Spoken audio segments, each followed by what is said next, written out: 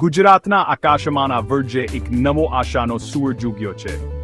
2025ની ચોમાસાની આતુ નજીક આવી રહી છે અને તમને તો ખબર જ છે, બધા હવામાનના રિપોર્ટ જોઈ રહ્યા છે.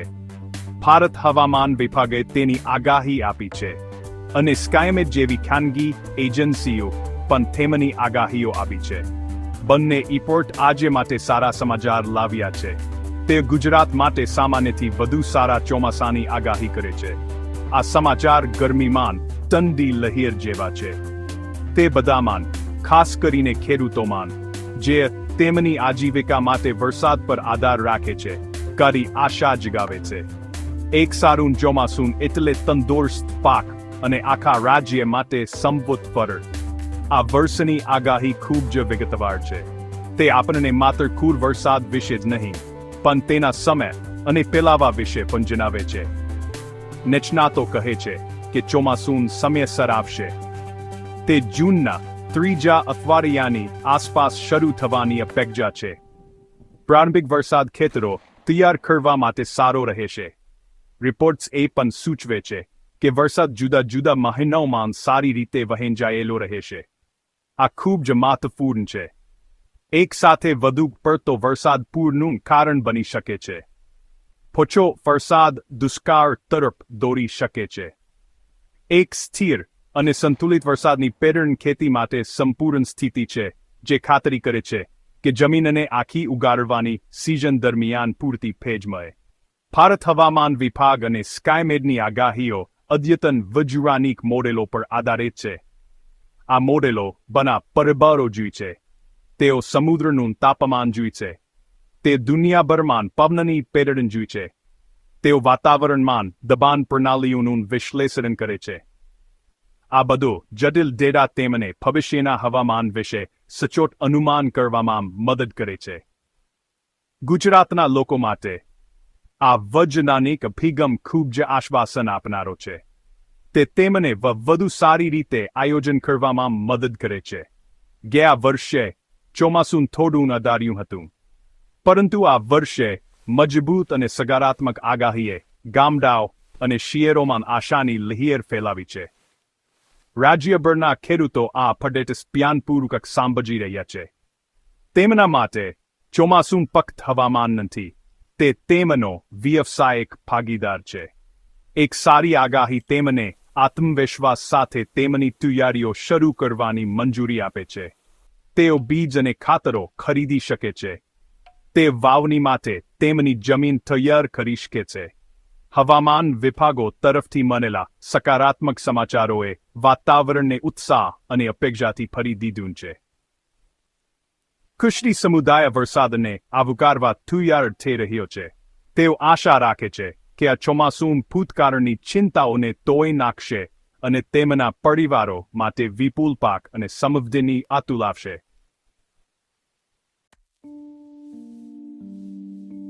ગુજરાત એક મોટું રાજ્ય છે જેમાં વિવિધ પ્રકારની જમીન છે. વરસાદ બધે એક સરખો પડતો નથી. નવી આગાહી દરેક પ્રદેશ માટે ચોક્કસ વિગતો આપે છે. ચાલો પહેલા સૌરાષ્ટ્ર અને કચ્છ જોઈએ. આ વિસ્તારમાં ઘણીવાર ઓછો વરસાદ પડે છે, પરંતુ આ વર્ષે આગાહી ખૂબ જ સકારાત્મક છે. આગાહી કહે છે કે સૌરાષ્ટ્રમાં સારો સ્થિર વરસાદ પડશે. ત્યાંના મગફળી અને કપાસના ખેડૂતો માટે અદ્ભુત સમાચાર છે. કચ્છમાં પણ સામાન્ય કરતાં વધુ વરસાદ પડવાની અપેક્ષા છે. આ સ્થાનિક જળસ્રોતોને ભરવામાં મદદ કરશે અને ભૂગર્ભજળનું સ્તર સુધારશે, જે આ સૂકા પ્રદેશ માટે ખૂબ જ મહત્વપૂર્ણ છે. હવે ચાલો દક્ષિણ ગુજરાત વિશે વાત કરીએ. આ પ્રદેશમાં સામાન્ય રીતે રાજ્યમાં સૌથી વધુ વરસાદ પડે છે. સુરત, વલસાડ અને નવસારી જેવા વિસ્તારોમાં મજબૂત ચોમાસું રહેવાની અપેક્ષા છે. આગાહી અહીં ભારે વરસાદની આગાહી કરે છે, ખાસ કરીને જુલાઈ અને ઓગસ્ટમાં. શેરડી, ચોખા અને કેરી ઉગાડતા ખેડૂતોને થાનો ફાયદો થશે. જોકે તેમને સાવચેત રહેવાની પણ જરૂર છે. સરકારે સંભવિત પૂર માટે તૈયારી કરવાની ચેતવણીઓ જારી કરી છે. સત્તાવાળાઓ ખાતરી કરી રહ્યા છે કે ડ્રેનેજ સિસ્ટમ સ્વચ્છ છે. આ વધારાના પાણીનું સંચાલન કરવામાં અને પાક અને ગામડાઓને નુકસાનથી બચાવવામાં મદદ કરશે. મહી ગુજરાત, અમદાવાદ અને વડોદરા જેવા મોટા શહેરોનું ઘર છે. તે એક મહત્વપૂર્ણ કૃષિ પટ્ટો પણ છે. આ પ્રદેશ માટે આગાહી ખૂબ જ સંતુલિત ચોમાસાની આગાહી કરે છે. વરસાદ સમયસર શરૂ થવાની અને સતત ચાલુ રહેવાની અપેક્ષા છે. તમાકુ, મકાઈ અને વિવિધ શાકભાજી જેવા પાક માટે આ યોગ્ય છે. એક સ્થિર વરસાદની પેટર્નનો અર્થ છે કે ખેડૂતો તેમના સિંચાઈના સમયપત્રકને વધુ સારી રીતે આયોજન કરી શકે છે. તેમને બોરવેલ પર વધુ પડતો આધાર રાખવો પડશે નહીં. આ વીજળી બચાવે છે અને ભૂગર્ભ જળના ભંડારને સુરક્ષિત કરે છે. સંતુલિત વરસાદ ખેતી અને શહેરોની પાણીની જરૂરિયાતો બંનેને ટેકો આપશે. અંતે આપને ઉત્તર ગુજરાત જોઈએ. બનાસકાંઠા અને સાબરકાંઠા જેવા જિલ્લાઓ સહિત આ પ્રદેશ ક્યારેક સૂકો હોઈ શકે છે. આ વર્જે આગાહી આશાનો સંદેશ લાવે છે. ઉત્તર ગુજરાતમાં સામાન્ય વરસાદ પડવાની આગાહી છે. સમય પણ સારો રહેવાની અપેક્ષા છે. એરંડા, જીરું અને બટાકા જેવા પાક ઉગાડતા ખેડૂતો માટે આ ખૂબ મદદરૂપ થશે. આગાહી સૂચવે છે કે વરસાદ ફેલાયેલો હશે, જે વરસાદી દિવસો વચ્ચે લાંબા સૂકા ગાળાના જોખમને ઘટાડે છે.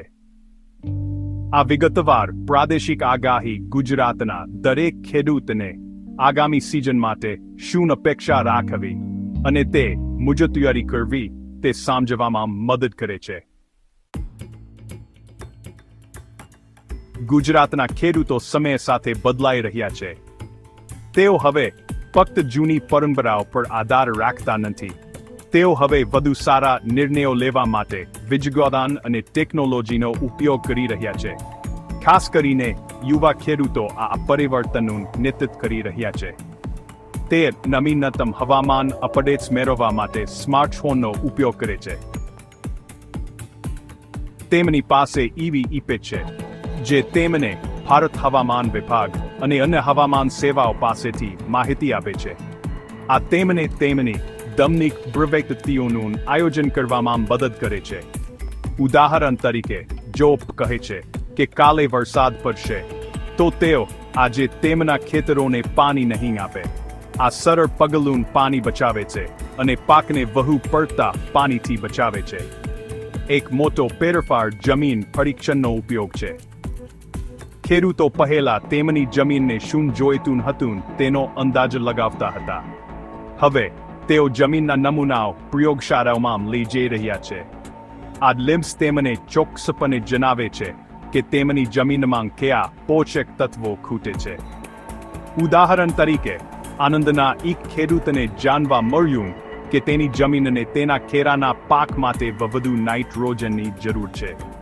પછી તેને યોગ્ય પ્રકારના ખાતરનો ઉપયોગ કર્યો, ફક્ત કોઈ પણ રેન્ડમ ખાતરનો નહીં. આ વૈજ્ઞાનિક પદ્ધતિ ઘણી રીતે મદદ કરે છે. તે પાકના સ્વાસ્થ્યને સુધારે છે, તે ખાતરોના ખર્ચમાં ઘટાડો કરે છે, અને તે પર્યાવરણ માટે વધુ સારું છે કારણ કે તે રસાયણોના અતિશય ઉપયોગને અટકાવે છે. આધુનિક વિચારસરણીનું બીજું ઉદાહરણ એ છે કે ખેડૂતો પાણીનું સંચાલન કેવી રીતે કરી રહ્યા છે. ઓછા વરસાદવાળા વિસ્તારોમાં ખેડૂતો ટપક સિંચાઈ અપનાવી રહ્યા છે. આ ટેકનોલોજી છોડના મૂળમાં સીધું પાણી પહોંચાડે છે, ટીપે ટીપે. તે આખા ખેતરને પાણી આપવા કરતાં ખૂબ ઓછું પાણી બગાડે છે.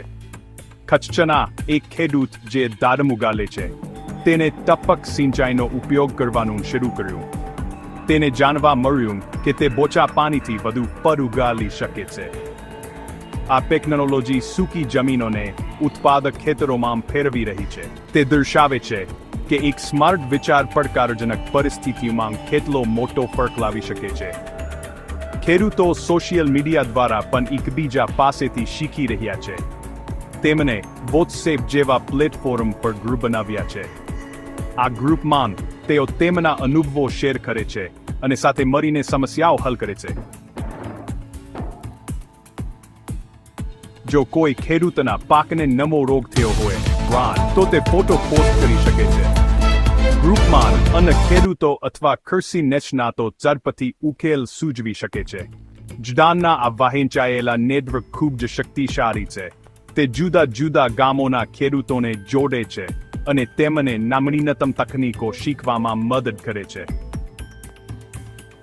સાકાર અને નવા વિચારો પ્રત્યે ખુલ્લાપનાની આ ભાવના ગુજરાતની ખેતીને વધુ સ્થિતિસ્થાપક અને ઉત્પાદક બનાવી રહી છે. ગુજરાત સરકાર ખેડૂતોને આધુનિક પદ્ધતિઓ અપનાવવામાં સક્રિયપણે મદદ કરી રહી છે. તેમને ટેકો આપવા માટે ઘણી નવી યોજનાઓ શરૂ કરવામાં આવી છે. સૌથી મહત્વપૂર્ણ યોજનાઓમાંની એક પાક વીમા યોજના છે, જેને પ્રધાનમંત્રી ફસલ વીમા યોજના તરીકે ઓળખવામાં આવે છે. આ યોજના ખેડૂતો માટે સુરક્ષા કવચ તરીકે કામ કરે છે. જો તેમના પાકને ખરાબ હવામાન, જેમ કે દુષ્કાળ અથવા પૂરને કારણે નુકસાન થાય છે, તો વીમા કંપની તેમના નુકસાનની ભરપાઈ કરે છે. આ ખેડૂતોને મનની શાંતિ આપે છે. તેઓ અનપેક્ષિત આપત્તિને કારણે બધું ગુમાવવાના ડર વિના સારા બીજ અને ખાતરોમાં રોકાણ કરી શકે છે. ટેકનોલોજી સરકારની સહાય યોજનાનો એક મોટો ભાગ છે. ડ્રોન એક ઉત્તમ ઉદાહરણ છે. સરકાર ખેડૂતોને કૃષિ ડ્રોન ખરીદવામાં મદદ કરવા માટે તે સબસિડી આપી રહી છે. આ ડ્રોન ધંધો કામ કરી શકે છે. તેઓ ખૂબ જ ઓછા સમયમાં મોટા વિસ્તારમાં સમાન રૂપે જંતુનાશકો અને ખાતરોનો છંટકાવ કરી શકે છે. હાથથી કરવા કરતાં આ પાનું ઝડપી અને સુરક્ષિત છે. મહેસાણા નજીકના એક ગામમાં ખેડૂતોના એક જૂથે સાથે મળીને એક ડ્રોન ખરીદ્યું. તેઓ હવે તેનો ઉપયોગ તેમના ખેતરોનું નિરીક્ષણ કરવા અને પોષક તત્વોનો છંટકાવ કરવા માટે કરે છે. આથી તેમનો સમય, શ્રમ અને પૈસા બચ્યા છે અને તેમના પાક પહેલા કરતાં વધુ સ્વસ્થ છે. સરકાર સ્માર્ટ ફાર્મિંગના વિચારને પણ પ્રોત્સાહન આપી રહી છે. આમાં ખેતરમાં સેન્સર અને ડિજિટલ સાધનોનો ઉપયોગ શામેલ છે. ઉદાહરણ તરીકે, ખેડૂતોને જમીનની ભેજ સેન્સર સ્થાપિત કરવામાં મદદ કરવા માટે કાર્યક્રમો છે. આ સેન્સર જમીનમાં મૂકવામાં આવે છે અને તેઓ ખેડૂતના ફોન પર ડેટા મોકલે છે. ડેટા ખેડૂતને જમીનમાં ભેજનું ચોક્કસ સ્તર જણાવે છે. આ રીતે ખેડૂતને ચોક્કસપણે ક્યારે અને કેટલી સિંચાઈ કરવી તે ખબર પડે છે. આ સ્માર્ટ ટેકનોલોજી પાણી બચાવવામાં મદદ કરે છે, જે ગુજરાતના ઘણા ભાગોમાં એક કિંમતી સંસાધન છે. તે ખેતીને વધુ કાર્યક્ષમ અને ટકાઉ બનાવવા તરફનું એક પગલું છે. આ બધી ટેકનોલોજીને સુલભ બનાવવા માટે સરકારે માહિતી કેન્દ્રો અને તાલીમ કાર્યક્રમો સ્થાપિત કર્યા છે. આ કેન્દ્રો, જે ઘણીવાર કૃષિ યુનિવર્સિટીઓ અથવા જિલ્લા કચેરીઓમાં સ્થિત હોય છે, ખેડૂતોને નવા સાધનો અને ઈપ્સનો ઉપયોગ કેવી રીતે કરવો તે શીખવે છે. તેઓ ચોક્કસ ખેતી, કાર્બનિક ખેતી અને લણણી પછીના સંચાલન જેવા વિષયો પર વર્કશોપ યોજે છે. યોજનાઓ દ્વારા નાણાકીય સહાય અને તાલીમ દ્વારા જાપાન બંને પ્રદાન કરીને સરકાર ગુજરાતના ખેડૂતોને સશક્ત બનાવી રહી છે. તે તેમને પરંપરાગત ખેતીમાંથી વધુ વૈજ્ઞાનિક અને નફાકાર કૃષિ પ્રણાલી તરફ આગળ વધવામાં મદદ કરી રહી છે, જે 21મી સદીના પડકારો માટે તૈયાર છે. સારા ચોમાસાની આગાહી સાથે ખેડૂતો માત્ર શું ઉગાડવું તે જ નહીં, પરંતુ તેને કેવી રીતે વેચવું તે પણ આયોજન કરી રહ્યા છે. તેઓ વ્યવસાયિક માલિકોની જેમ વિચારી રહ્યા છે. આ નવા અભિગમમાં બજારની માંગના આધારે પાક વિશે સ્માર્ટ પસંદગીઓ કરવી શામેલ છે. ખેડૂતો સરકારી વેબસાઇટ્સ અને બજાર સમાચાર ચેનલોમાંથી માહિતીનો ઉપયોગ કરી રહ્યા છે. તેઓ તપાસ કરે છે કે આગામી મહિનાઓમાં કયા પાકને સારો ભાવ મળવાની શક્યતા છે. ઉદાહરણ તરીકે, સૌરાષ્ટ્રના કેટલાક ખેડૂતોએ આ વર્ષે ફક્ત કપાસને બદલે વધુ તલ વાવવાનું નક્કી કર્યું છે, કારણ કે બજારના અહેવાલો તલના તેલની વધુ માંગ સૂચવે છે. આ બજાર લિંકવાળી ખેતીની વ્યૂહરચનામાં બીજની યોગ્ય વિવિધતા પસંદ કરવી પણ શામેલ છે. કૃષિ યુનિવર્સિટીઓએ નવા બીજની જાતો વિકસાવી છે જે વધુ સારી ઉપજ આપે છે અને રોગો સામે વધુ પ્રતિરોધક છે. ખેડૂતો હવે સક્રિયપણે આ સુધારેલા બીજ શોધી રહ્યા છે. ખેડાના એક ખેડૂતે ઉદાહરણ તરીકે ડાંગરની એક નવી જાત પસંદ કરી જે ઝડપથી પાકે છે. આ તેને તહેવારોની મોસમ પહેલાં તેનો પાક લણવાની મંજૂરી આપે છે જ્યારે ચોખાની માંગ વધુ હોય છે. બજારના ચક્ર સાથે તેમના વાવણીના સમયપત્રકને સંરેખિત કરીને ખેડૂતો તેમના નફામાં નોંધપાત્ર વધારો કરી શકે છે અને જ્યારે કિંમતો ઓછી હોય ત્યારે તેમનો ઉત્પાદન વેચવાનું ટાળી શકે છે.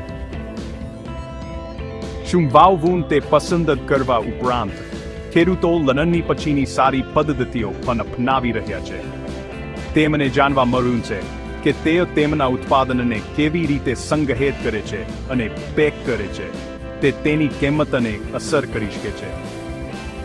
સરકાર અને ખાનગી કંપનીઓ ગ્રામીણ વિસ્તારોમાં આધુનિક વેરહાઉસો અને કોલ્ડ સ્ટોરેજ સુવિધાઓ સ્થાપિત કરવામાં મદદ કરી રહી છે. આ ખેડૂતોને તેમના પાકને સુરક્ષિત રીતે સંગ્રહિત કરવાની અને જ્યારે બજારની સ્થિતિ અનુકૂળ હોય ત્યારે તેને વેચવાની મંજૂરી આપે છે. તેના બદલે લણણી પદ્ધતિમાંથી તરત જ વેચવાને બદલે જ્યારે દરેક જણ વેચી રહ્યા હોય અને કિંમતો ઓછી હોય. આ વ્યૂહાત્મકતાથી જ તેમની નવી વ્યવસાય લક્ષી માનસિકતાનો મુખ્ય ભાગ છે જે ખેતીને વધુ સ્થિર અને નફાકારક વ્યવસાયમાં ફેરવે છે. આ સિઝન આશા અને તૈયારીની નવી ભાવનાથી ભરેલી છે. ગુજરાતના ખેડૂતો તૈયાર છે. તેઓ વજપાલનિક આગાહીઓ, આધુનિક ટેકનોલોજી, સરકારી સહાય અને સ્માર્ટ બજાર વ્યૂહરચનાઓથી સજ્જ છે. તેઓ આકાશ તરફ ચિંતાથી નહીં પરંતુ અપેક્ષાથી જોઈ રહ્યા છે. તેમણે તેમના ખેતરો તૈયાર કર્યા છે, તેમના પાકને સમજદારીપૂર્વક પસંદ કર્યા છે અને દરેક શક્યતા માટે એક યોજના છે. આ સક્રિય અને જાણકાર અભિગમ રાજ્યમાં ખેતીને બદલી રહ્યો છે. તે સ્થિતિસ્થાપકતા, નવીનતા અને ગુજરાતી ખેડૂતના અતૂટ ભાવનાની વાર્તા છે જે વચન અને સમૃદ્ધિથી ભવ્ય